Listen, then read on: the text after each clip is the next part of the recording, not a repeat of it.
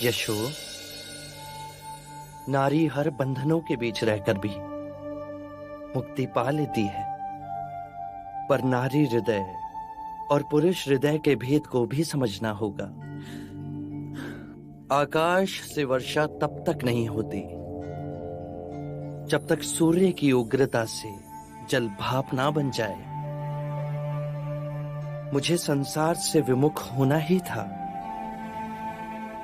तब से इस शरीर को जलाना ही था, अपने अंतर के मारा को पराजित करना ही था,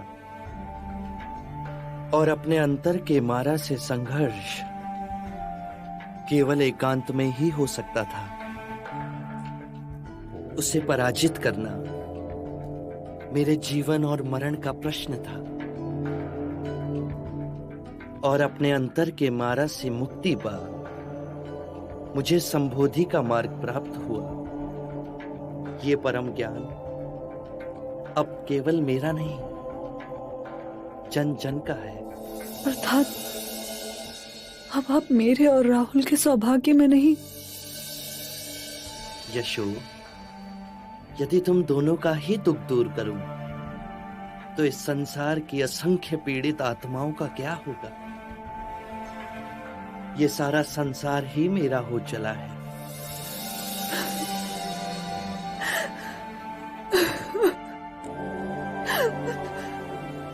तुम्हारा हृदय बहुत बड़ा है, उसे छोटा मत करो यशो। बुद्ध दीपांकर के आशीर्वाद से हम दोनों जन्मों से जुड़े हैं। इस जन्म में तुम्हारे साथ तुम्हारी सहनशीलता, तुम्हारे धीरज के कारण ही मैं संबोधि को प्राप्त हुआ। अपार ऋण है तुम्हारा मुझ पर।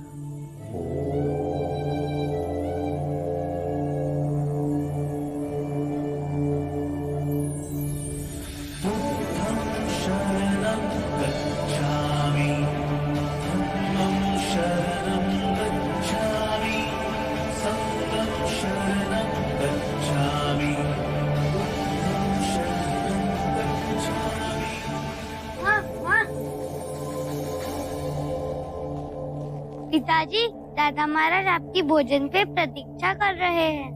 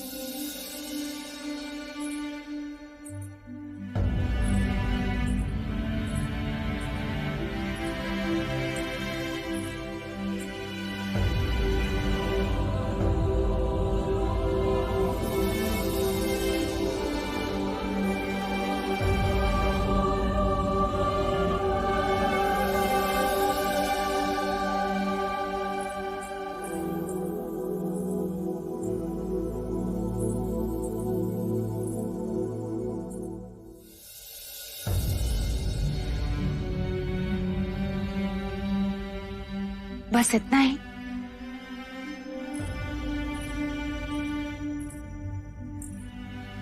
मिष्ठान नहीं लोगे? हाँ, यशोधरा ने अपने हाथों से बनाया है, तुम्हें बहुत पसंद था ना?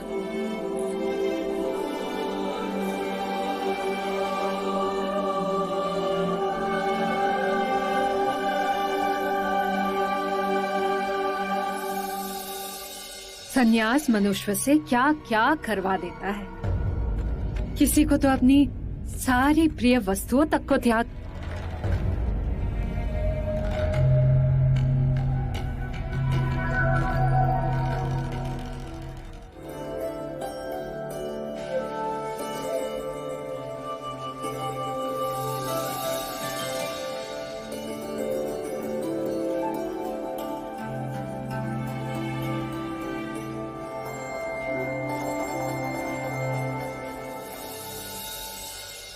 सिद्धार्थ, सुना है आजकल बस एक ही समय खाते हो। तुमने मिठाई भी ऐसे खाई जैसे भिक्षा।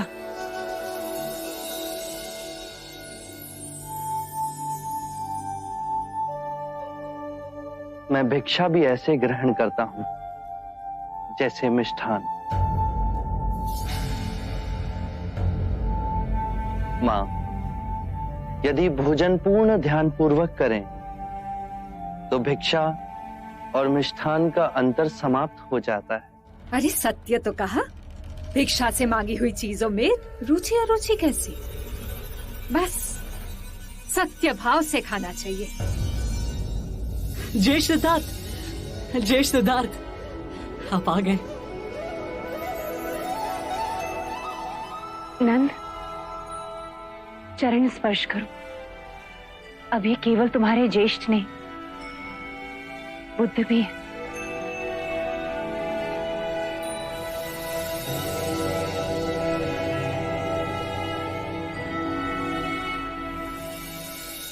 आनंद, कैसे हो?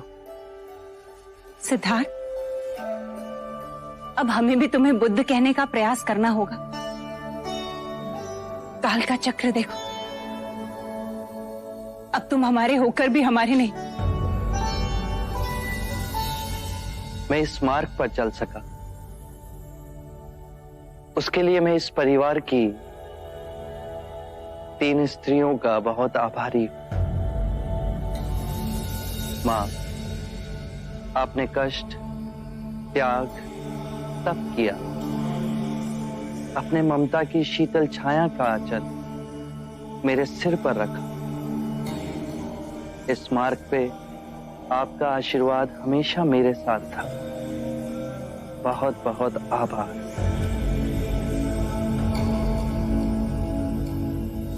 गोपा, तुमने भी अपना मोह और स्वार्थ नहीं देखा। मुझे सन्यास के मार्ग पे जाने की अनुमति दी। मेरे माता पिता और मेरे पुत्र राहुल का उत्तरदायित्व अपने ऊपर लिया, मुझे स्वतंत्र छोड़ा। उसके लिए तुम्हारा भी बहुत बहुत आभार। और मेरी तीसरी प्रेरणा बनी मंगला काकी। यदि मंगला काकी मुझे उस सन्यासी से ना मिलाती तो वैराग्य का मार्ग मेरे लिए स्वप्न ही रह जाता।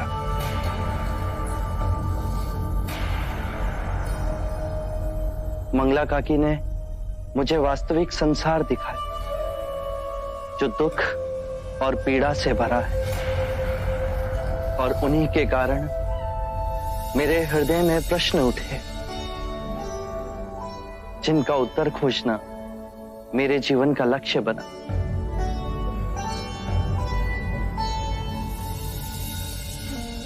मंगला काकी, जिस तरह आपने मेरा ध्यान रखा, उसी तरह आप मेरे पुत्र राहुल का भी ध्यान रखेंगी।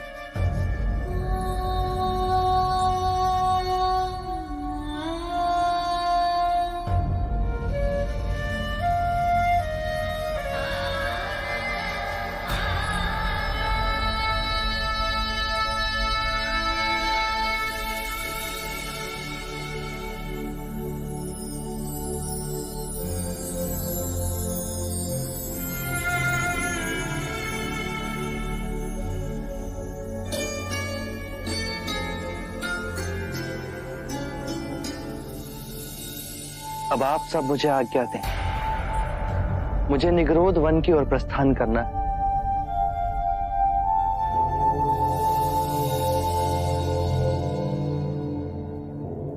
ज्येष्ठ,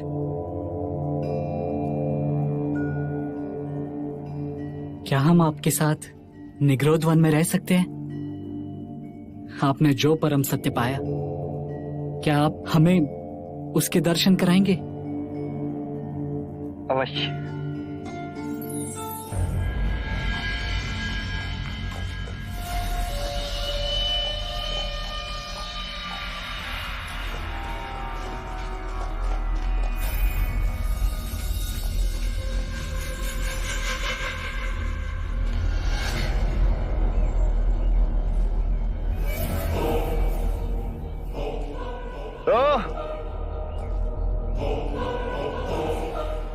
7 वर्षों के पश्चात ये पाया तुमने, हाँ?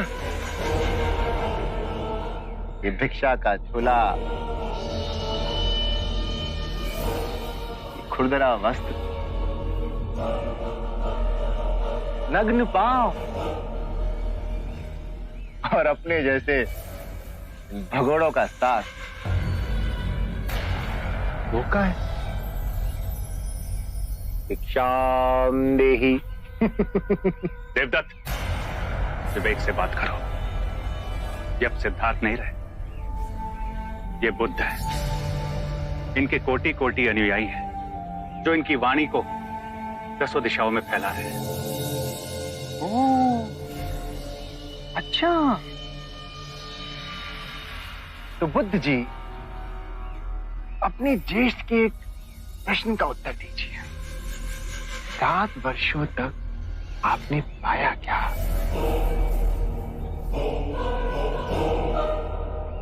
शांति। शांति। शांति की बात तो वो करते हैं जो तलवार की धार से इसे जीत नहीं सकते। तलवार से सारा जग जीत लिया, पर अपना मन नहीं जीत पाए, तो क्या जीता? तो तुमने क्या जीता? मैं जीतने नहीं, मैं तो हारने गया था। हारने? क्रोध हारा, लोभ हारा, ईर्ष्या हारी, वैमनस्य हारा। अब हारने को शेष बचा ही क्या था? तो परम शांति को उपलब्ध हुआ। अच्छा, तो तुम ये कहना चाहते हो कि तुमने शांति को पा लिया और मैं क्रोध को पाल रहा हूं, हाँ? ये तुम कह रहे हो, तुम्हारा अपना क्रोध ही तुम्हें पीड़ा देगा। मैं केवल विवाद कर रहा हूं। विवाद से ही हम क्रोधित होते हैं, परम सत्य का मार्ग छोड़ देते हैं और अपनी आत्म सुरक्षा के लिए प्रयास करते हैं। मैं क्रोध नहीं कर रहा। ये तो अत्यंत शुभ बात है। क्रोध करना अपनी हथेली पर गर्म कोयले को रखने के समान है, जो हम किसी दूसरे पर फेंकना चाहते हैं, पर इस क्रिया में हम स्वयं को ही हानि पहुंचाते हैं।